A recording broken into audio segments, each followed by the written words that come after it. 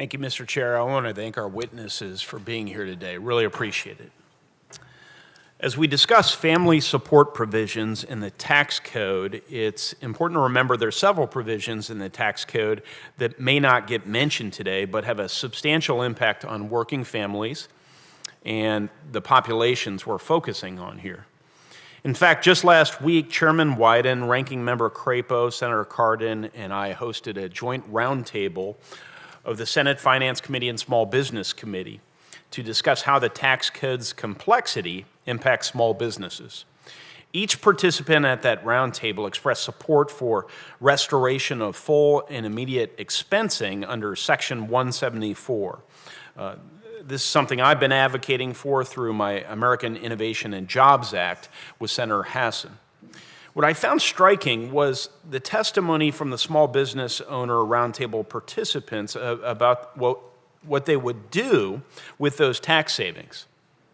They'd hire more employees, provide additional compensation or bonuses to existing employees. They'd offer educational incentives and scholarships and provide enhanced health care and other benefits. And these employees they were talking about supporting were not highly compensated executives. They were average Americans who were working to provide for their families and support their communities. It was a helpful reminder that supporting our small businesses translates into supporting America's working families. In addition to ensuring we have quality jobs available for working families, we also want to make sure those families have safe and affordable housing near those jobs. I'm proud to work with Senator Cantwell on the Affordable Housing Credit Improvement Act to build upon the successes of the Low-Income Housing Tax Credit, or LIHTC program.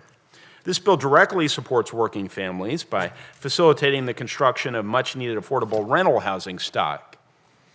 Additionally, I'm pleased to be working with Senator Cardin this Congress on the Neighborhood Homes Investment Act, which would use the tax code to promote home rehabilitation and ownership among low and middle income families in distressed neighborhoods.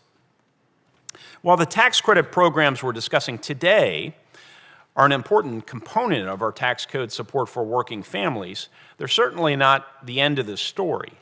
I encourage my colleagues to support these other legislative initiatives and the great potential they offer for strengthening America's families and future. Professor Meyer, in your written testimony, you point out that the National Academy of Sciences conducted a study that modeled the income and poverty effects of policies similar to the CTC, but when they directly modeled the impacts of replacing the CTC with a child allowance, they failed to incorporate changes in employment, even though they incorporated changes in employment when analyzing other tax credits. Can you please share why you believe employment effects were specifically excluded in the modeling of the child allowance? Thank you for the question, Senator. The report is quite peculiar. This was a very influential report that the President and much of the research on the effects of the CTC is cited.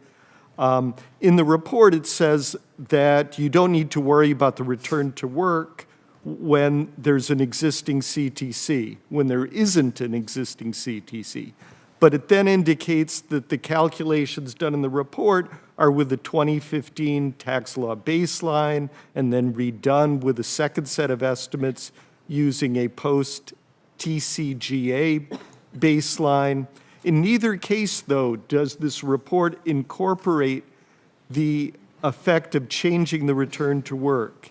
It doesn't include this return when it examines expanding the EITC as an option, but never when it is cutting the CTC by replacing it with a child allowance, i.e.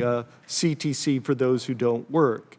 If we were to apply their methods evenly across the tax credits, we would find a larger employment response than in the estimates that we provided that had a very substantial 1.5 million person decline in work from the ARPA CTC.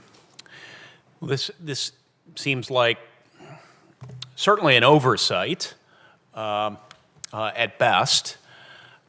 but a weakness in the data, which will need to be remedied. And in the interim, I think we're all going to have to just do our best based on some of the historical analogs we can think of. Based on your understanding of the CTC and the proposed child allowance, do you believe replacing the CTC with an allowance would have an impact on employment? Yes, substantially. And I do think that the best analog is to look at what happened when we reformed welfare and saw an unprecedented increase in employment following it in the 90s. Thank you, Doctor. Thank you. Senator Blackburn. Thank you, Mr. Chairman.